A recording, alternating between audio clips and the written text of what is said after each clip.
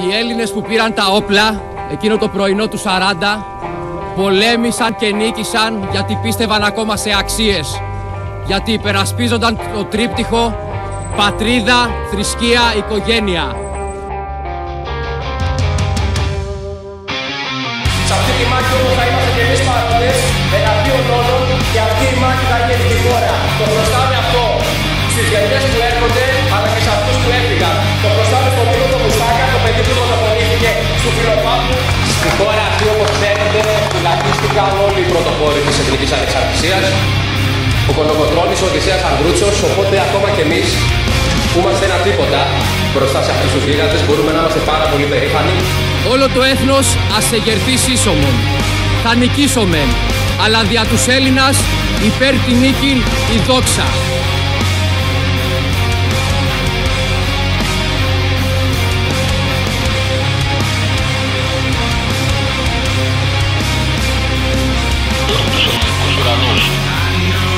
Της πολεμικής αεροπορίας στέλνουμε μήνυμα περηφάνειας και σιγουριάς. Λευκά σύννεφα και πάνω από τις μπλε θάλασσες πλώνουμε τη γαλανόλευκη. Την κάνουμε ασπίδα για κάθε γωνιά του τόπου μας. Τιμούμε τα 200 χρόνια του 1821. Αυτούς που ελευθέρωσαν την πατρίδα και όσους μετά τη μεγάλωσαν σε όλα. Όχι στην υποταγή και στην παραχμή.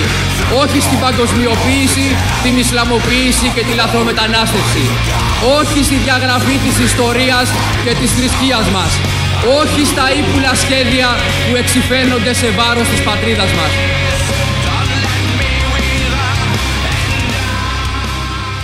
Ζήτω η αιωνία Ελλάδα!